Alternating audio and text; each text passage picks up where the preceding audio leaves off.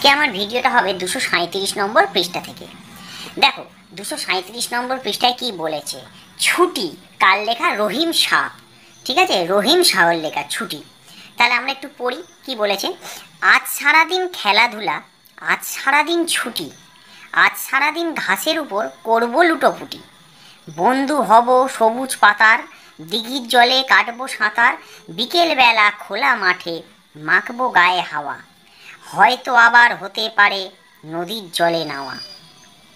আজ সারাদিন পাখির খোঁজে ঘুরব বনে বনে, দোয়েল শালিক ময়নাটিয়া হব মনে মনে, পাখির মতো উড়তে উড়তে আকাশ হব ঘুরতে ঘুরতে, দূর পাহাড়ে ছুটে যাব হরিণ ছানার কাছে, ঠিক যেখানে পাহাড় ঘেঁষে ঝর্ণা ধারা নাচে।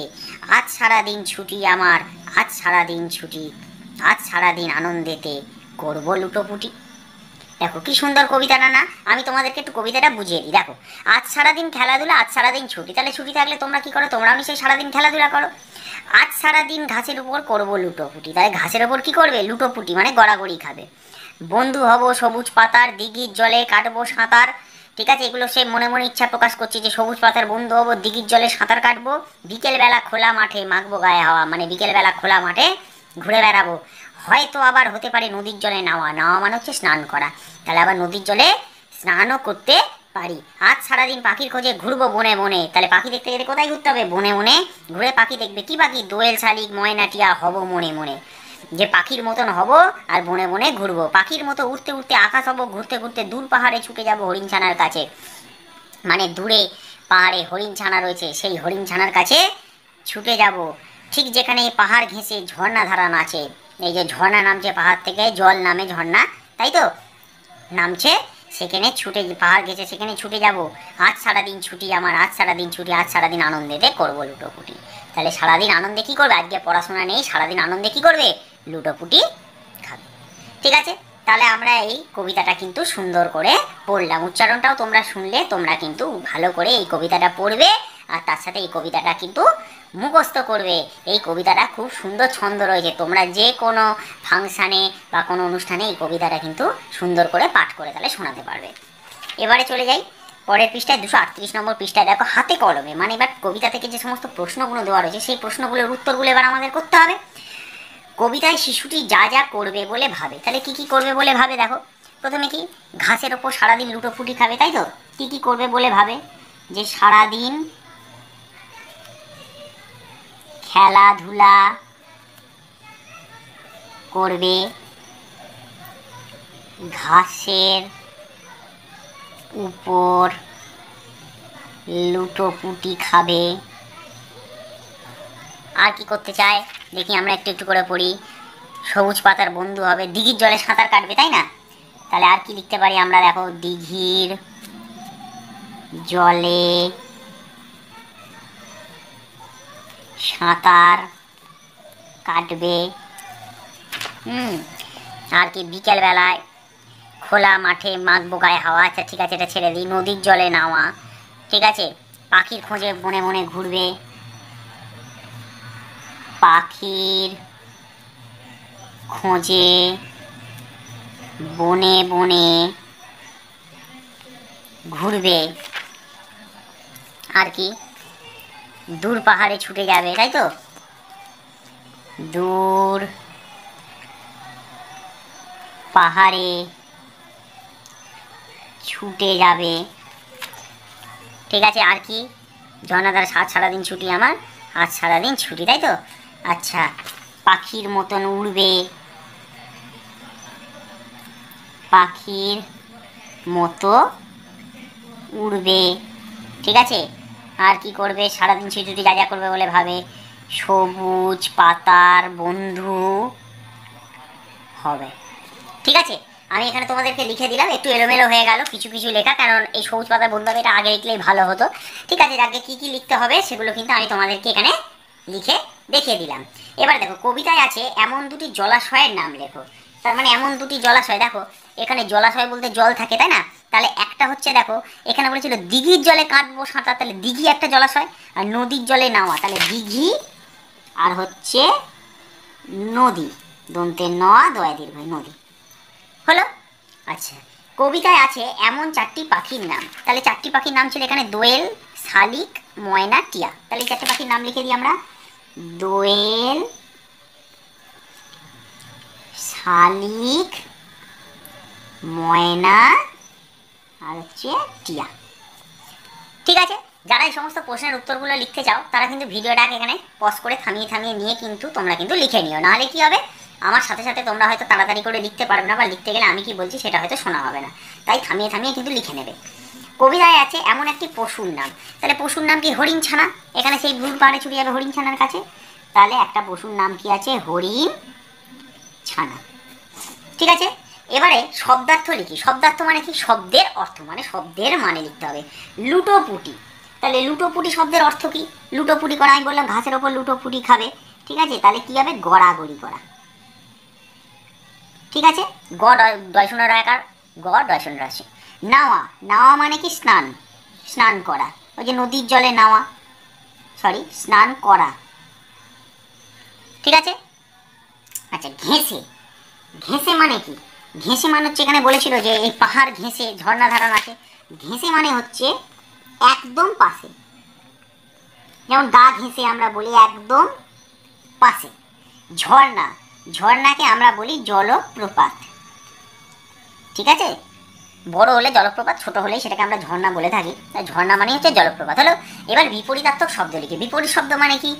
ঠিক তার উল্টোটা। তাহলে খোলা, খোলার বিপরীত কি দেখো? বন্ধ, দন্তে নয় হয় বন্ধ। দূর মানে নিকট, মানে কাছে, তাই না? নিকট, কাছে, দূর হলো। ঠিক, ঠিক হচ্ছে ভুল, তাই না? আনন্দ, তাহলে আনন্দের বিপরীত কি হবে? দুঃখ হলো। আচ্ছা, কবিতা রয়েছে এমন যুক্ত ব্যঞ্জন শব্দ লিখি। তাহলে কবিতায় রয়েছে এমন যুক্ত ব্যঞ্জন শব্দ লিখি। তাহলে যুক্ত ব্যঞ্জন আমরা এখান থেকে দেখি। দেখো এখানে একটা আছে বন্ধু। ঠিক আছে, আমরা লিখে নিই বন্ধু, যেখানে যুক্ত ব্যঞ্জন এই যে দন্তে নয় ধয় অশ্ব আছে বন্ধু। আর কি আছে দেখি? যুক্ত ব্যঞ্জন, যুক্তাক্ষর কি আছে? যুক্তাক্ষর কি আছে? আমরা একটু খুঁজে খুঁজে খুঁজে খুঁজে দেখে নিই। আনন্দেতে। ঠিক আছে, তাহলে কবিতার মধ্যে আছে তাহলে আনন্দেতে, এই দন্তে নয় দয় আছে, তার মানে এটা একটা যুক্ত ব্যঞ্জন, তাই না? আনন্দেতে। ঠিক আছে, এরপরে দেখো, এরপরে কি বলেছে দেখো? বন্ধু দন্তে নয় ধয়, দন্তে নয় ধয়ে রয়েছে এমন 5টি শব্দ লিখতে আমাদের বলেছে। তাহলে 5টা শব্দ চলো আমরা এখানে লিখি। একটা হচ্ছে ব দন্তে নয় ধয়ে বন্ধ, তাহলে গ দন্তে নয় ধয়ে গন্ধ। ঠিক আছে, আচ্ছা, আর বন্ধু তো লেখাই রয়েছে এখানে, তাহলে 5টা শব্দ লিখি। আচ্ছা, আর কি লিখবো?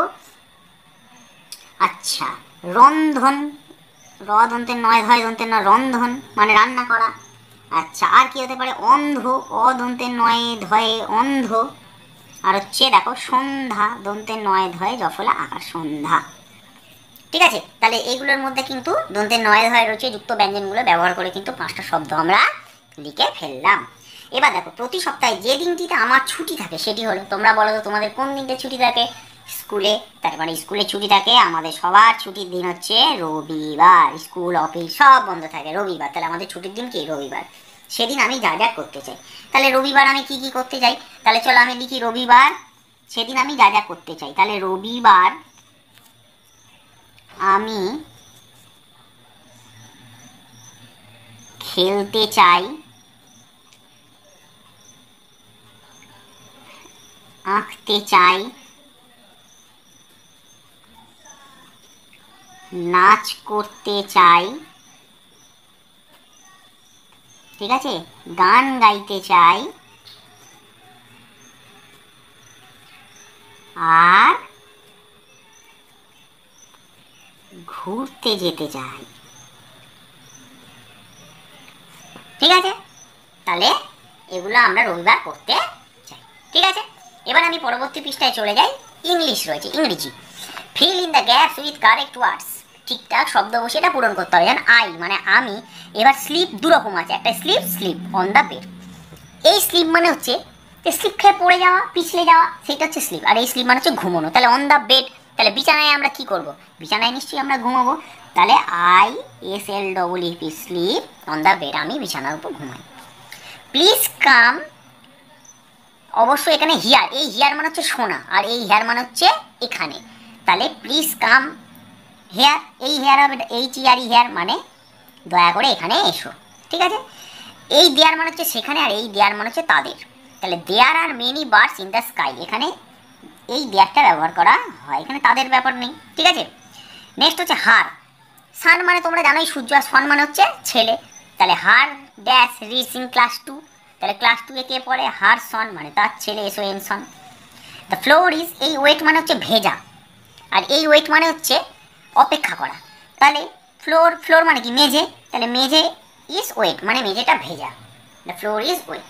ঠিক আছে, এরপর হচ্ছে look at the picture fill in the gaps with the given words, এই গিভেন ওয়ার্ডগুলো দেওয়া রয়েছে, এই ওয়ার্ডগুলো বসিয়ে এখানে পূরণ করতে বলা হয়েছে। এ বাট, এখানে মানেগুলোকে বলে দিই। সুইম মানে হচ্ছে সাঁতার কাটা, ঠিক আছে। ওয়াক মানে হচ্ছে হাঁটা, ফ্লাই মানে হচ্ছে ওরা। সুইম মানে কি? সুইম মানে হচ্ছে সাঁতার, ওয়াক মানে হচ্ছে হাঁটা, ফ্লাই মানে হচ্ছে ওরা। তাহলে দেখো পাখি কি করে? পাখি উড়বে। A bird can fly, an elephant can, কি করবে? এলিফ্যান্ট সাঁতারও কাটতে পারবে না, উঠতেও পারবে না, তাহলে এলিফ্যান্ট ক্যান ওয়াক। ঠিক আছে, এ ম্যান ক্যান, এবার কি হবে বলো তো? একটাই তো গ্যাপ দিয়েছে, মানুষ হাঁটতেও পারে, সাঁতারও কিন্তু মানুষ কাটতে পারে। ঠিক আছে, আমরা ওয়াকটাই লিখলাম। ঠিক আছে, এ ম্যান ক্যান ওয়াক, একটা মানুষ হাঁটতে পারে। এ ফিশ ক্যান, কি হয়? মাছ কি করতে পারে? মাছ তো সাঁতারই কাটবে। এ ফিশ ক্যান সুইম, একটা মাছ পারে সাঁতার কাটতে। ঠিক আছে, তাহলে আমার আজকের ভিডিওটা এই পর্যন্তই থাকবে।